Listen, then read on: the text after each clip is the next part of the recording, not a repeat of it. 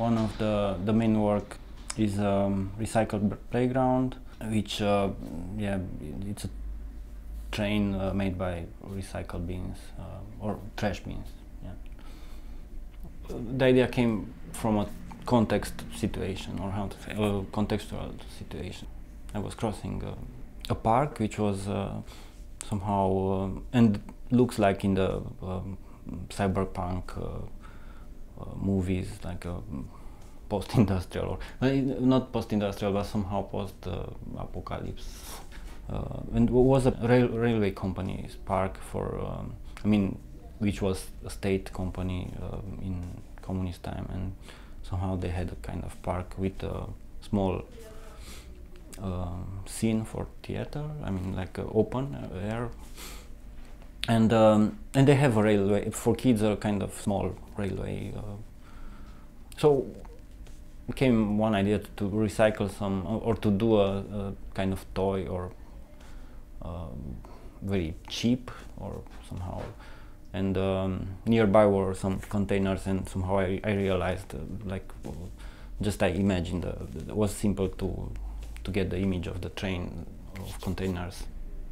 So ironically, I recycled this idea for this show, because somehow, as maybe a kid, you know, want to do his toy or something else, or play with this toy. Somehow I realized the piece in the gallery,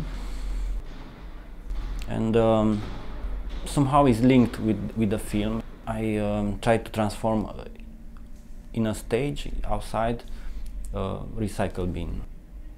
I contact one playwright, and together we talk about a subject. In 1990 was a kind of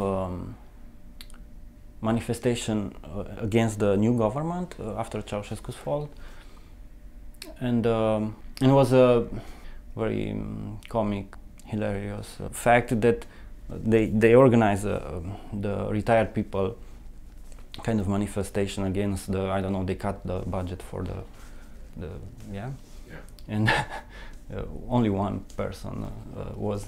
I see. Yeah, but they organized it, you know, somehow. It was somehow legal, organized, and all the newspaper were laughing about this, you know, and somehow this reflect the. So with this playwright, I asked her to write something about this, and she made a kind of a character like the lonely protester, and somehow which interrogates himself why the reason to protest, the reason to protest, and this is how it started the project with the puppet in the recycle bin.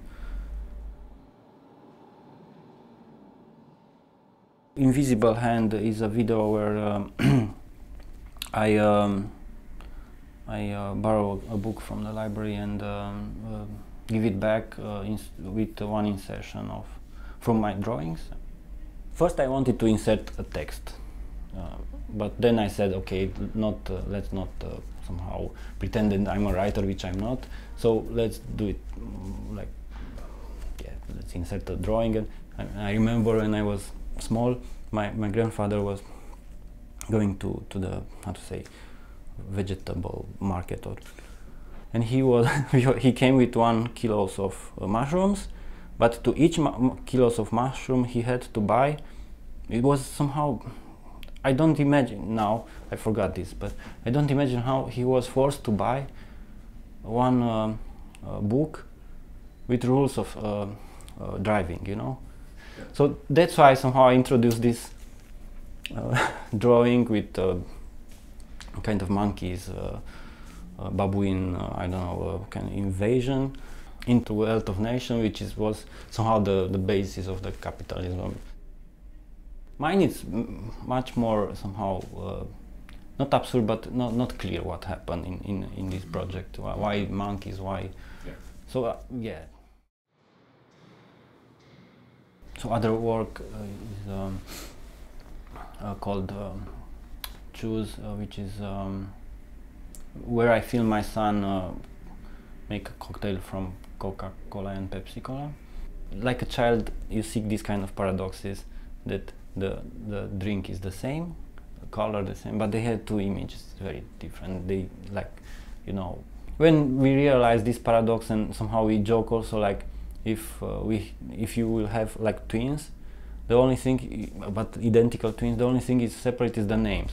But it's stupid, I mean, to put the same name, you know, and to, I don't know, then to be really confused. And somehow this kind of paradoxical things, and that's why